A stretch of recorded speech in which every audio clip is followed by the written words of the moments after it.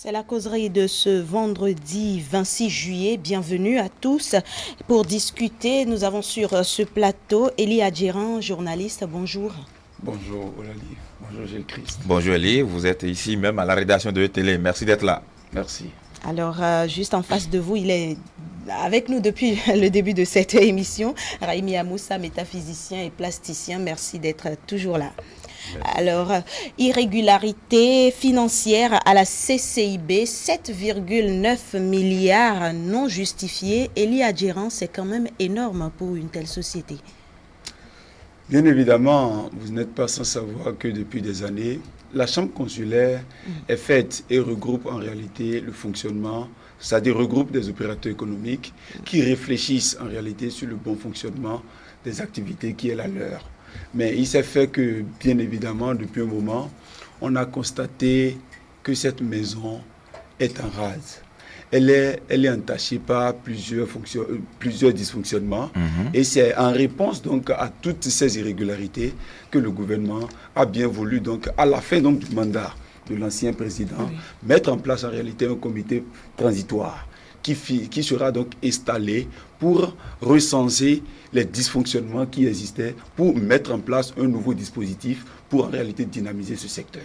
Parce que déjà, je crois, comme l'a annoncé le ministre au cours donc du Conseil des ministres dans son point de presse, 7,9 milliards, c'est quand même énorme. De 2003 à 2019. De 2003, ça fait au total donc 16 ans donc de gestion et on a pu recenser 7,9 milliards. C'est étonnant. Ça me surprend que je sois au Bénin et qu'on me dise qu'on n'a toujours pas de l'argent et que déjà de l'argent pareil soit en réalité mis en l'air. C'est déjà quand même grave et il faudrait véritablement que cela donc se poursuive. Par exemple, figurez-vous, depuis des années, on dit que les opérateurs économiques sont des acteurs économiques. Ils accompagnent le gouvernement. Et déjà, cette société ou cette commission consulaire est déjà en réalité une structure sous tutelle donc, du ministère du Commerce. Et le gouvernement peut déjà en réalité prendre en charge la gestion elle-même. Mais se dit, il faut mettre en place les acteurs au cœur donc, de l'activité. Là, comme ça, ce sont eux qui pilotent les activités. Ils pourront donc proposer des plans stratégiques parce qu'ils vivent mieux les réalités et là, ils pourront mieux réfléchir sur leur propre situation. Mais hélas, il s'est avéré qu'au fil des années, tous les acteurs, tous les anciens présidents qui se sont succédés à la tête donc, de cette structure, à la fin donc, de leur mandat, chutent. On a compris qu'aujourd'hui, on ne peut pas être opérateur économique. Qu'on se dise qu'on est déjà à la tête d'une commission qui, déjà, on connaît bien le fonctionnement et qu'on y sorte pour en chuter en économie. C'est absurde. Ça voudrait dire qu'il y a un problème de mécanisme, il y a un problème de technicité, il y a un problème en réalité d'équilibre. Des gens ne viennent pas pour venir travailler, pour réfléchir sur comment améliorer le secteur économique au sein donc de la Chambre, mais plutôt viennent trouver leurs propres intérêts. Ils viennent encore asphyxier déjà leurs concurrents sur le terrain, et là, ce n'est plus ça le rôle qui leur est destiné. Donc je crois qu'au regard de tous ces paramètres, il faudrait quand même qu'une action davantage soit menée pour essayer davantage assainir. Et on a compris que le mandat à mi-parcours donc de l'administrateur provisoire qui est mis en place est terminé, mais vu déjà l'effort qui est fait, et le gouvernement était obligé donc de pouvoir en réalité prolonger son mandat pour essayer quand même de lui permettre de pouvoir avancer, pour pouvoir redynamiser donc le secteur. Je vais vous citer un extrait du relevé du Conseil des ministres qui disait « Les missions d'audit diligentées ont révélé des irrégularités sur la période de 2003 à 2019 dont l'incidence financière est estimée à 7,9 milliards de francs CFA, au titre desquels 4,7 milliards de nos francs CFA décaissés dans des marchés irrégulièrement passés, 2 milliards de francs CFA pour des avantages illégaux ou indus payés aux agents et même aux élus de la Chambre, et puis 1,2 milliard de francs CFA de dépenses compromises dans des placements financiers. Raimi Moussa, ça fait 16 années de gestion et à l'arrivée, on constate un déficit de 7,9 milliards de nos francs CFA. Quelle explication pouvez-vous trouver à cela? Remarquez que vous avez employé le nombre 16. Oui, c'est pour ça que j'ai pris le temps de vous le rappeler. Le 16 s'appelle dans les arcanes de révélation la tour de Babel. C'est ça. C'est-à-dire, vous pouvez aller lire dans la Bible, hein, chacun saura ce que c'est que la tour de Babel. Oui. Voilà une tour qui est construite par l'orgueil humain. C'est-à-dire plusieurs étages, comme si on voulait atteindre le Seigneur. Mais l'orgueil oublie que Dieu peut utiliser le grain de sable pour vous déstabiliser. Et voilà qu'un matin, ne voulant pas suivre les lois divines, la tour a été foudroyée. C'est pour vous dire que le nombre 16 annonce que vous n'avez pas respecté la conscience, les messages de la conscience, et que la destruction, c'est le dernier avertissement. C'est pour vous dire qu'à partir de maintenant, à partir du 1er août 2019, le 9 apparaît dans l'âge de la nation. Tous ceux qui ont utilisé les biens publics, allez l'écrire quelque part. Ah oui, ton agba. La liste est déjà là, hein, mais tout sortira. Vous voyez, je demanderai simplement au peuple béninois d'avoir du discernement. On va encore dire maintenant que ça c'est pour poursuivre quelqu'un. C'est un travail technique qui a révélé ça. Cela veut dire quoi? On se pose la question, est-ce que ce que nous disons, nous l'illustrons en acte? Est-ce que ce que nous disons, nous l'illustrons en acte? Vous voyez parfois des grandes maisons, de très belles maisons, mais à côté, les gens n'ont même pas du gari, l'argent du gari. C'est ça. Vous voyez, essayez de faire un tour, hein, je vous demande de faire ce travail. Allez visiter certaines poubelles de grandes maisons. Vous allez voir, on jette de la nourriture. Au moment où à côté, on pouvait utiliser un peu d'argent même pour rassembler les enfants pauvres du quartier. Mais on ne le fait pas. Nous oublions que la loi du karma existe. En réalité, le 4e gouvernement a l'obligation de nettoyer le karma de la nation. C'est ça que nous sommes maintenant en train de voir. Et ce karma sera nettoyé, quel que soit alpha. Personne ne pourra combattre la force qui est en train de s'exercer actuellement. Parce que ce n'est pas une force seulement humaine. Nous avons, la nation a appelé celui qui pourra, les pauvres, c'est surtout les pauvres qui ont installé le chef de l'État. Les pauvres qui souffraient dans le cœur. Ils ont appelé ça. Ils ne comprennent pas ça, mais ils l'ont appelé. C'est quand on est dans la métaphysique qu'on comprend. C'est-à-dire, miwa roule mi gan, yelo mi tafoué. Mais ti tafoué le one. Et parfois, on se demande de si grands messieurs, très, vous voyez, il y a quelque chose qui cloche pas. Très respecté dans le pays. Oui, nous devons protéger nos noms, s'il vous plaît. Très bien. Elie Adjérand, 16 années de gestion. Il y avait eu au cours de ces 16 années des régimes qui se sont succédés. Y avait-il pas des audits? Oui, je crois qu'on ne peut que se statuer sur l'existant. Le gouvernement de la rupture a décidé quand même de pouvoir initier des audits et aujourd'hui on a le résultat. C'est vrai. Quand on les écoute et on observe à peu près le fonctionnement même de la CCIB, on comprend déjà que de par d'abord la structuration, il était normal qu'on en arrive à là.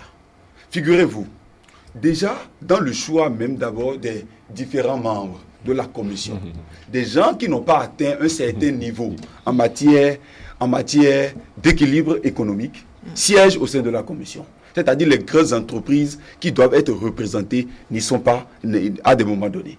Donc ça pose un problème dans l'organisation. Et déjà dans la nouvelle proposition, dans le prétexte, dans le projet donc de révision, c'est-à-dire de la rénovation voilà, de cette chambre consulaire qui est envisagée, il y a en réalité une diminution totale et déjà l'effectif de représentativité de chaque entreprise figure désormais. Parce que si on essaie donc de pouvoir apprécier d'une manière globale le fonctionnement et on comprend que déjà des opérateurs économiques qui souhaitent par exemple aller défendre l'intérêt de leurs confrères ne sont pas présentes on ne peut pas alors identifier quel est le capital nécessaire qui leur permettra de le faire. Donc, les quelques personnes qui sont déjà là, même l'appui du gouvernement, qui vient pour essayer donc de faire assurer une certaine pulsion du point de vue organisationnel, va toujours abaisser. Aujourd'hui, quand on essaie de voir, il y a les 7,9 milliards détournés. On peut se demander d'où ça va. Des missions fictives sont organisées. Les gens se lèvent aujourd'hui. Des marchés irrégulièrement. J'ai donné les chiffres. Parce que déjà, on précise déjà quel est déjà le mécanisme de la passation des marchés publics. Je suppose que je suis président. C'est déjà M. Raimi qui est déjà mon ami. On est là pour le gérer pour un temps. Et déjà, on ne veut pas présenter un rapport. Normalement, c'est étonnant qu'on attende déjà 16 années avant donc de pouvoir nous sortir un rapport d'audit. Si aujourd'hui, on est déjà là et de façon évolutive, chaque année, on avait un rapport, on peut déjà avoir une idée approximative. Désormais, on peut déjà commencer par se poser la question de dire quelles sont les autres entreprises aussi qui sont encore en veilleuse et où en sont aujourd'hui les points. Oui, on a l'impression que le gouvernement actuel savait déjà que la CCIB n'allait pas bien parce qu'à l'arrivée du mandat précédent. Déjà en novembre, on devrait renouveler le bureau, mais le gouvernement a décidé de placer un administrateur provisoire pour faire l'état des lieux. Est-ce que ce n'est pas le signe qu'on connaissait déjà le fonctionnement de cette chambre-là? Bien évidemment, au sein du gouvernement actuel, je veux dire. C'est ça, dans toute politique humaine, il y a toujours de ces signaux-là qui viennent. On avait une idée approximative. C'est sûr, on n'est pas aussi sans savoir que l'actuel chef d'État a été aussi d'abord aux affaires. Évidemment, et il comprend à peu près... Le premier qu'avéré. En effet, vous voyez. Donc, à un moment donné, c'est quand même normal qu'il le sache. Maintenant, pour essayer de pallier à cette situation, il faudrait d'abord une restructuration. Et c'est dans cette dynamique que s'inscrit aujourd'hui le gouvernement de la rupture. Si on parle d'abord donc des nouvelles notions que nous venons d'obtenir avec l'installation donc de cette commission, de cet administrateur provisoire qui nourrit déjà de grandes ambitions pour la rénovation donc de cette chambre consulaire, on peut déjà comprendre que les 7 milliards 9 qu'on vient donc de perdre absolument en 16 ans ne sont pas en réalité une fin en soi. C'est vrai que ça peut tout se corriger, mais il faudrait forcément que les acteurs soient épinglés et qu'ils soient véritablement poursuivis. Parce que je ne peux pas comprendre qu'à chaque année, on essaie donc d'engloutir des milliards en accompagnant en réalité une chambre pour essayer quand même de rendre plus vital le secteur économique et que déjà des citoyens se lèvent et essaient donc de pouvoir dilapider donc les sous donc du gouvernement. Les sous donc de l'État que nous, citoyens, nous tous, nous contribuons. Parce que figurez-vous, des gens sont à chaud vis-à-vis du fisc. Des entreprises naissent dans le secteur industriel, par exemple. Des gens aujourd'hui travaillent dans le volet de l'anacade, dans le coton, dans plusieurs autres sous-secteurs. Mais appuient le gouvernement appuie le trésor public à travers le fisc, puisqu'ils contribuent en réalité au fonctionnement économique. Mais ceux-là ne sont pas représentatifs. Des gens qui aujourd'hui ont une valeur donc de 50 millions, même de 50 milliards l'an. Aujourd'hui, c'est parce qu'on ne peut pas encore donner tous les chiffres. Et aujourd'hui, ça existe bien évidemment. Donc je crois pour ma part que ces acteurs qui n'ont pas eu pitié donc du Bénin, qui n'ont pas eu pitié donc de l'économie béninoise, qui sont là à les piller, ce n'est pas la chasse à la personne.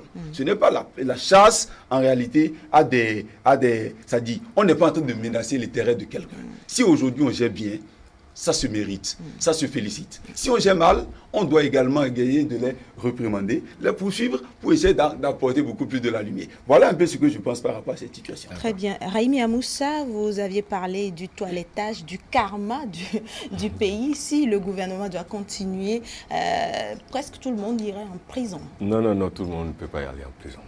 L'ancien président qui a passé la main à Patrice Talon disait, je vais parler de Boni, que si lui va révéler tous les résultats d'audit, mais que tous les cadres iraient en prison. Excusez-moi, mon grand frère, cher, bien-aimé président de la République, vous pouvez tout dire, il nous a déjà dit toute la vérité. Et je peux vous dire qu'en réalité, il soutient Patrice Talon. Ah, là, c'est quelque chose d'autre que vous dites. Oui, bon, vous peut-être savez, que vous allez expliquer ça dans un autre contexte après. Ce n'est pas les mêmes personnalités. Et très bien.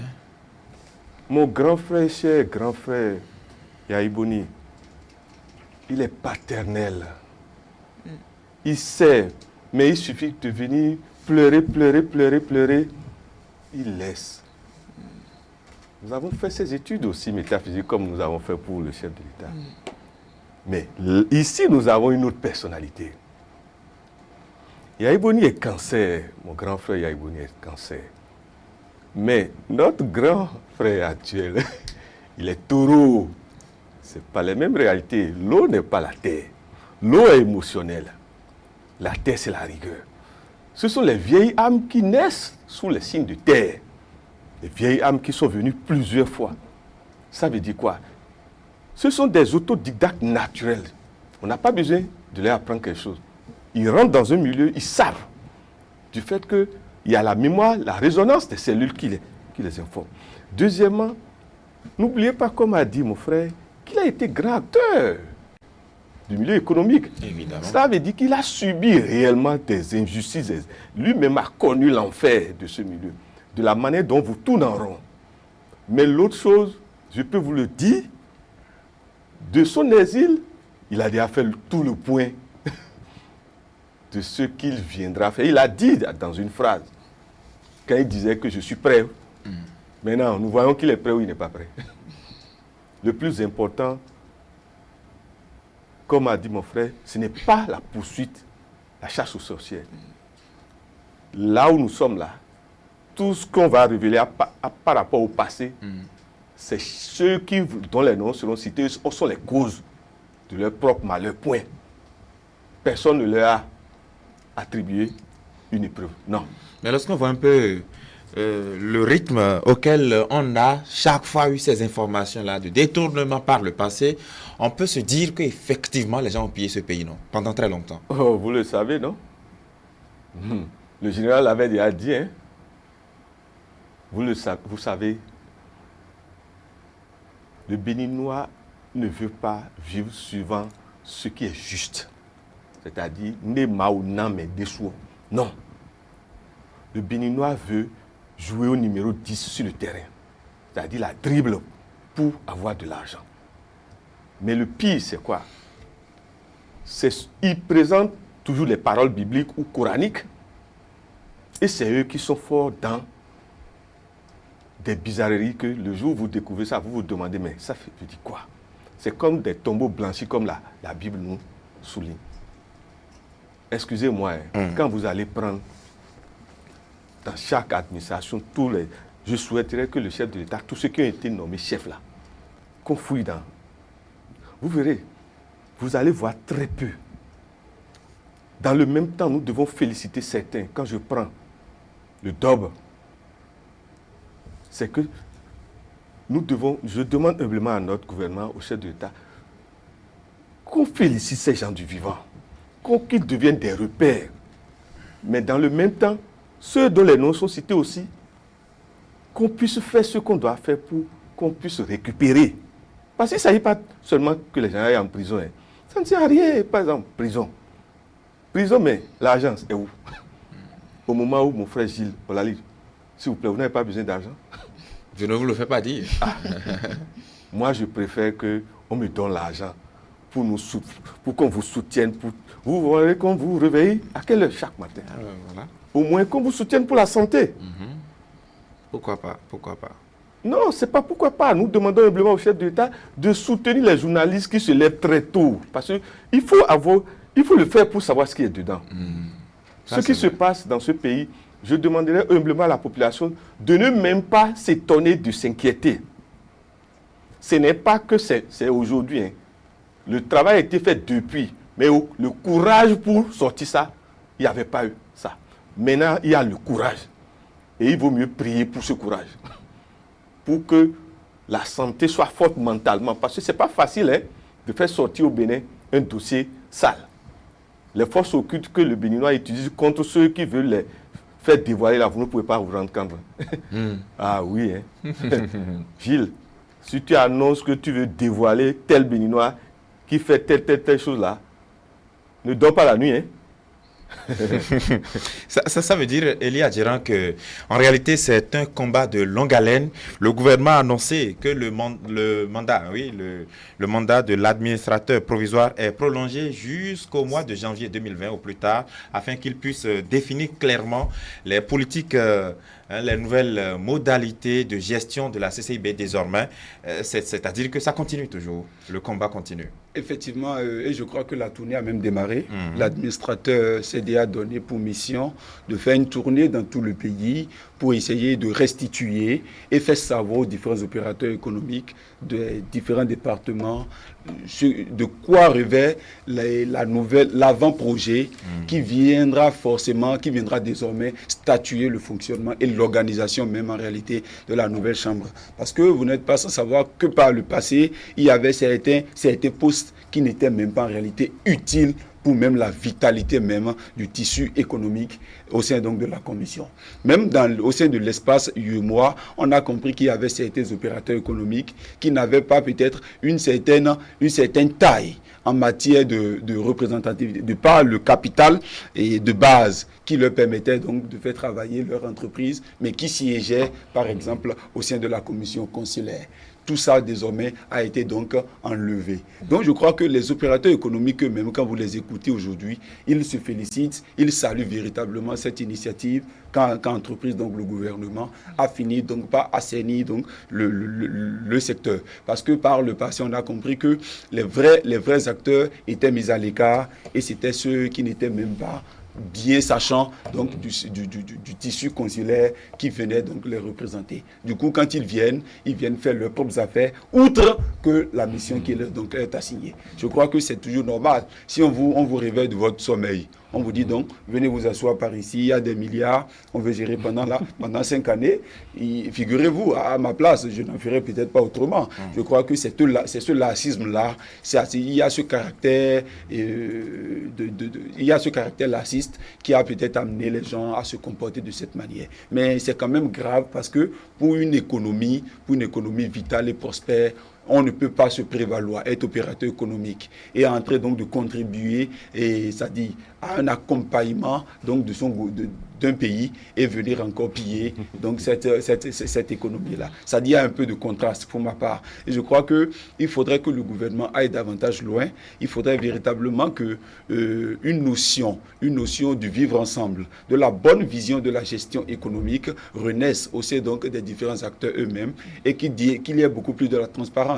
Et vous n'êtes pas sans savoir qu'aujourd'hui, même que dans le pays, tout comme par le passé, la condition de la passation des marchés publics, tout ça là, c'est fini désormais. Même les banques qui appuyaient désormais les opérateurs économiques ont reçu des instructions. Il faut désormais avoir, ça dit, certaines pièces à jour avant de bénéficier de certains appuis. Donc je crois qu'avec toutes les mesures qui sont envisagées, qui sont en train d'être mises en place, les gens peuvent désormais être fiers de se dire, je suis opérateur économique, j'exerce dans la légalité, voilà, j'ai pu déjà remplir toutes les conditions qui me sont données, je peux prévaloir désormais siéger au sein de la commission. Dans ce sens, quand on y vient, parce que la chambre consulaire, il faut aussi rappeler la mission. Ce n'est pas en réalité pour venir dire on est opérateur économique simplement. C'est que tu as déjà réussi dans les affaires et déjà en réalité tu es à l'aise. Tu veux maintenant apporter ton savoir-faire pour essayer de faire booster l'activité de la chambre consulaire. C'est ça le rôle d'un opérateur économique au sein d'une commission. Ce n'est pas pour dire que parce qu'on est opérateur économique, oui voilà, j'ai voulu négocier et peut-être m'arroger certains marchés, il faut que politiquement je rentre dedans. Non. C'est-à-dire, ça fait qu'aujourd'hui, les gens se prévalent, les gens se lèvent demain et ils se disent qu'ils deviennent des politiques. Des politiques parce qu'ils pensent que la politique, c'est aussi ça. On n'est pas là. La commission consulaire, la chambre consulaire n'est pas un lieu politique. C'est une fonction entièrement technique. Tu as pu gérer une entreprise pendant 10 ans. Une entreprise pendant 10 ans, tu as pu rencontrer des hommes. Tu as pu développer de nouvelles stratégies économiques. Tu as connu des succès. Désormais, tu as voulu partager avec tes frères, tes concurrents et tout, ton savoir-faire. Tu postules à une commission du genre, c'est-à-dire à un poste du genre, et tu es élu. Désormais, ça voudrait dire au cours de ton mandat, tu développes un plan stratégique pour apporter, c'est-à-dire une valeur ajoutée. Mais malheureusement, les gens viennent là, ils pensent que là, il faut aller en mission, il faut revenir, il faut essayer donc de faire des déplacements. C'est ce qu'on a pu constater par le passé. Malheureusement. Et même ce qu'ils font, c'est encore davantage dangereux, il faut encore oser le dire. C'est que quand ils viennent là, ils sont là, ils mettent en place, c'est-à-dire leurs frères dans le système, dans le réseau, et Il essaie donc d'empêcher les autres, ceux qui veulent même réellement travailler, il les empêche d'avoir en réalité le marché sur le terrain au cours du mandat. Et au finish, les gens se découragent, des entreprises meurent de cette manière-là. Donc voilà un peu les différents problèmes auxquels on est assujetti. Donc je pense que pour ma part, dans cette nouvelle vision envisagée par le gouvernement, on pourrait déjà commencer par espérer que d'ici peu, on aura donc une chambre consulaire qui est en réalité renaissante. Très bien. Au cours de ce conseil de ministres, des ministres, le conseil s'est penché également sur le compte rendu d'étape d'un mandat de gestion de 4 ans à la Société nationale des eaux du Bénin, SONEB. L'État vise à stimuler par ce fait à stimuler cette entreprise pour plus de rendement et d'impact sur les clients. Nous passons comme ça au second sujet. Elie Adjiran, nous restons avec vous pour dire que, pour savoir quelle est votre appréciation par rapport à cette décision du gouvernement. Écoutez, si je dois répondre à l'État, moi je ne peux que demander même au gouvernement si toutes les sociétés d'État peuvent devenir comme des structures privées, on les laisse dans la main des privés, vous verrez qu'il y aura une nouvelle vision du développement. Ah mais vous n'avez certainement pas à écouter les grognes qui ont prévalu. Écoutez, dans ce pays déjà, 2016-2017, les gens s'insurgeaient contre cette option-là du gouvernement. Justement, ça a toujours perturbé. Rien de ce qui est développement, qui vient toucher l'intérêt des individus, ne sera jamais applaudi dans un pays. Le contraire m'aurait surpris. Donc c'est une bonne option. Pour ma part, cette gestion, figurez-vous, la SONEB dans ce pays, en matière de qualité, l'accès à l'eau, nous payons des factures.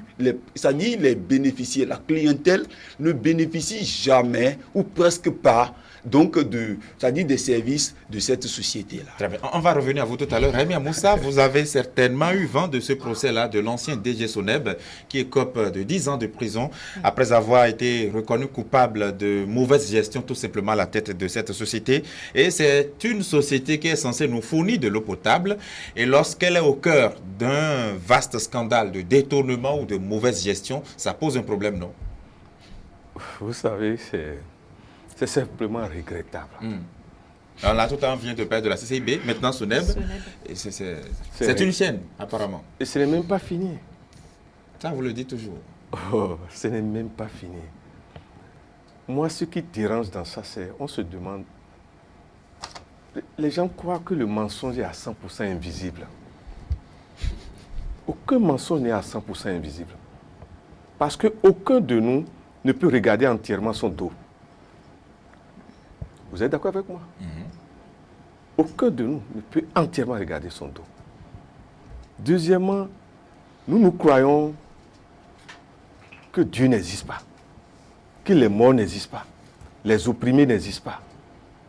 Vous savez, ceux qui souffrent, même quand ils ne disent rien, ils ont toujours un sauveur. Et Dieu a quelque chose de magnifique, c'est quoi? Dieu est lent. Mais l'homme est rapide dans le vol. Dans le vol.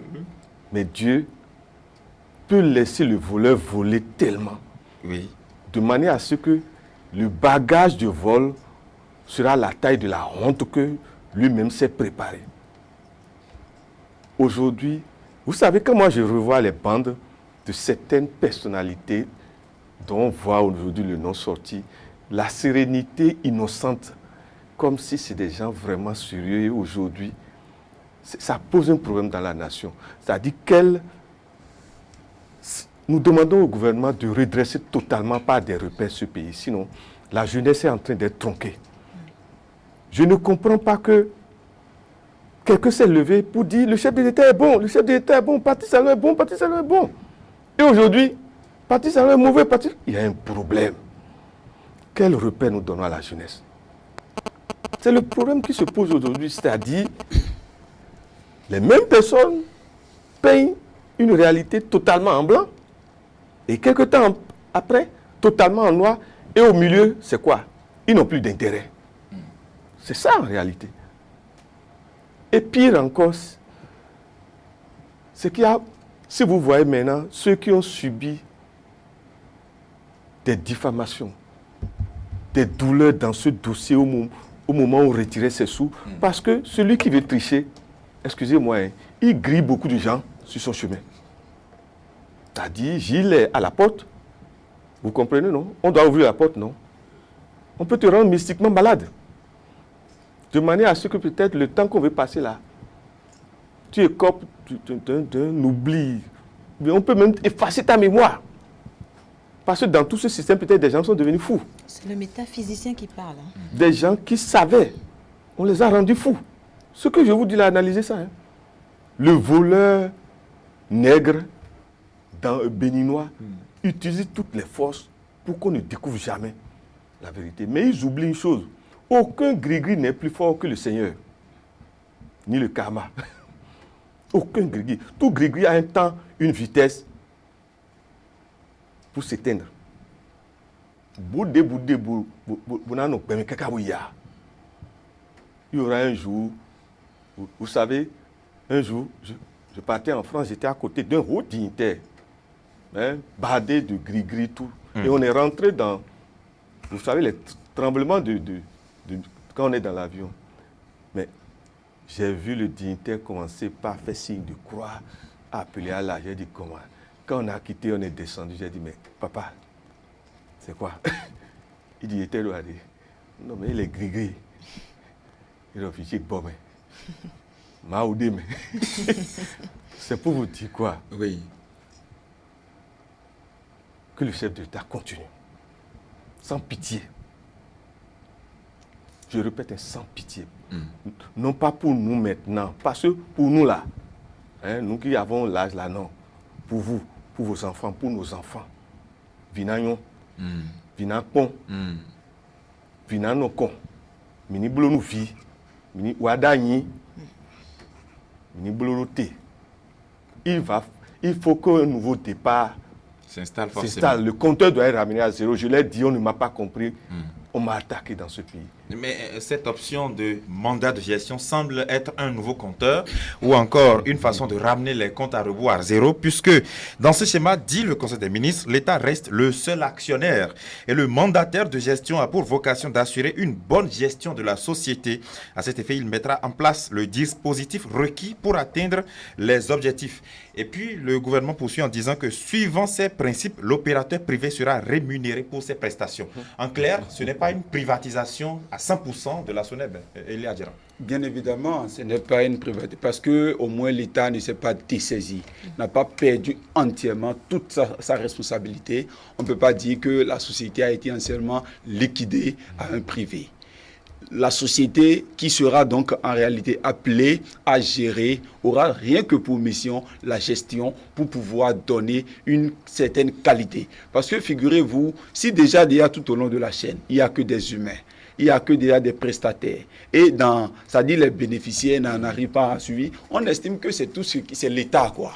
C'est-à-dire, genre, tout ce qui est gouvernement, tout ce qui est État, qui incombe, c'est-à-dire qui englobe tout le monde, on n'a pas une certaine ténacité. Mais lorsqu'on sait qu'on n'a pas un attachement entier par rapport à ça et on peut être dessaisi ou être renvoyé du jour au lendemain, c'est-à-dire qu'il y a une remise en cause qui est faite. Donc je crois que c'est dans cette perspective de rendre beaucoup plus dynamique la société en matière de prestation de services qu'on a estimé qu'il faut donc la laisser. Et aujourd'hui, c'est une phase expérimentale. On a parlé de 4 ans. Oui. Donc c'est juste pour voir à peu près à quel niveau on peut toutefois revenir après 4 ans et dire que bon, on a voulu changer encore de dispositif. Ce n'est pas encore un acquis entier. Ça voudrait dire que la dynamique est toujours perpétuelle. Figurez-vous, en 72, dans ce pays-là, lorsque, sous le système du marxisme-léninisme, lorsqu'on avait procédé à la dénationalisation de certaines entreprises, on avait eu aussi un certain résultat.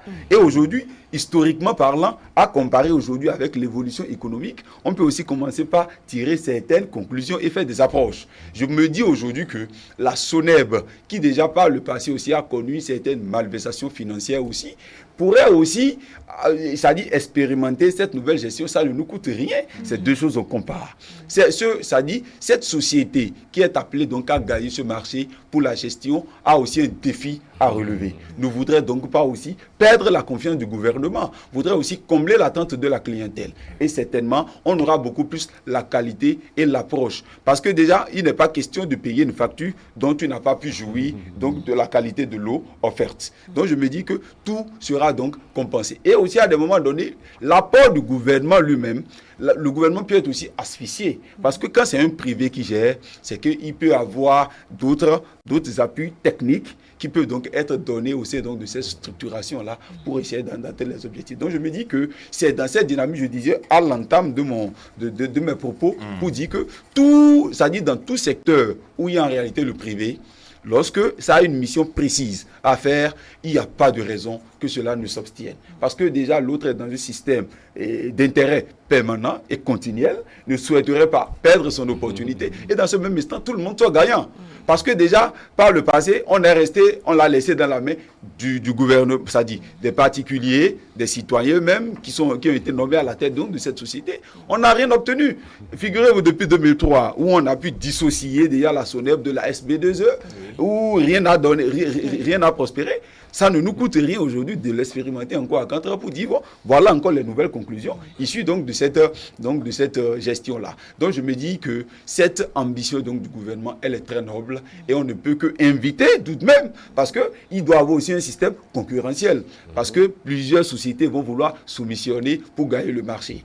Et déjà, la société la qualité sera beaucoup plus voilà. Et justement, là, quand on a plusieurs prestataires, on peut être désormais exigeant. Et c'est pour ça que je dis que le sens du gouvernement à pouvoir maintenir la gestion en tant que l'actionnaire principal est toujours en réalité une bonne vision. Et aujourd'hui, l'autre, rémunéré, c'est comme s'ils sont des vacataires dans la gestion.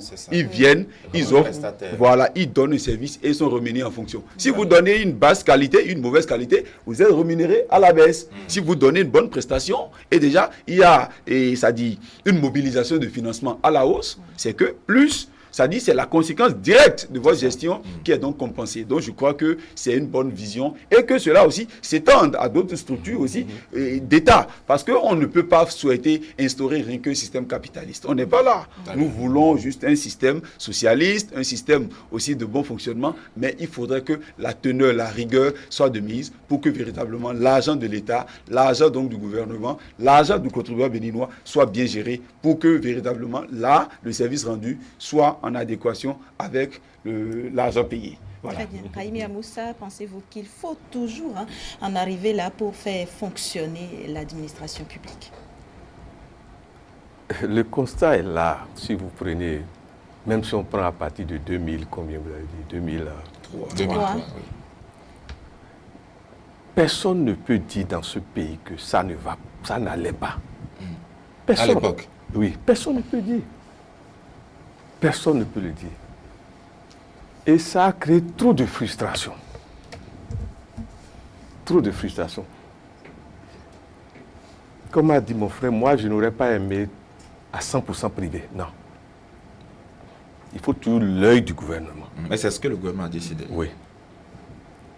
Deuxièmement, quand vous prenez une famille, un chef de famille, tout dépend du chef. Si le chef recule point oui ou point non, les gens vont continuer, tu vas tricher. C'est ça. Donc nous demandons au chef de continuer quand il prend la décision. De prendre tout son temps. Comme il le fait, de parler peu. Mais de frapper sans pitié. Que l'épée de Damoclès tourne sur nous tous, sans pitié. Même nous-mêmes qui sommes sur le plateau. Pour que demain, là, nos enfants puissent être fiers de nous. C'est-à-dire, moi, je prie pour qu'on dise à jamais, Patrice Talon-là, comme on dit, Descartes, hein, les grands noms. Les Rousseau. Et comment notre cher président de l'Afrique du Sud. Nelson Mandela. Moi, c'est ma prière pour ce grand monsieur, qui ne rentre jamais dans l'histoire positive de ce pays. Et on a vu que Jacob Zuma, pour avoir mal géré aussi, est dans des années judiciaires. Oui, président de l'Afrique du Sud aussi. C'est la preuve que tout pouvoir doit mettre dans ses œuvres, manifestations physiques, la loi du Seigneur. Nelson Mandela, vous voyez que n'est pas Jacob Zuma. Nelson Mandela a souffert. Mais Jacob Zuma a eu le pouvoir, comme on dit, gratis. Vous savez ce qui fait aujourd'hui la fierté du Bénin? Vous savez? Dites-nous. C'est parce que le chef de l'État a été en exil, dans la souffrance. Ah bon? En quoi ça fait notre fierté? Oui, parce qu'il faut avoir vu la mort. Il faut avoir approché la mort. Pour voir qu'il faut maintenant être humaniste. Ça peut aussi avoir des revers. Hein? On peut devenir très sévère après avoir souffert. Non. Ça peut avoir des revers. Non. Si. Non. Humainement parlant, Non. ça peut arriver. Celui qui a réellement souffert Oui, et qui n'a pas changé, oui. il est foutu pour toujours. Parce que Dieu nous envoie la souffrance pour Très nous bien. préparer à une mission supérieure. Très bien. Merci à vous. Raimi Amoussa, en tant que plasticien, vous avez eu aussi à gérer des marchés par le passé. Peut-être que vous n'avez pas mal géré. Rassurez-moi. Rassurez-moi. Si vous... Je demande au chef de l'État d'aller fouiller. Très bien. Merci Raimi J'ai Amoussa. été expert C'est au bon. fond d'aide à la culture. Oui. Qu'on voit dans toutes mes notations, mes remarques. Et je suis content aujourd'hui et je sais que ça vient bientôt au fond d'aide à la culture. Si. Il y a aussi beaucoup de réorganisation à ce Oui, côté. absolument.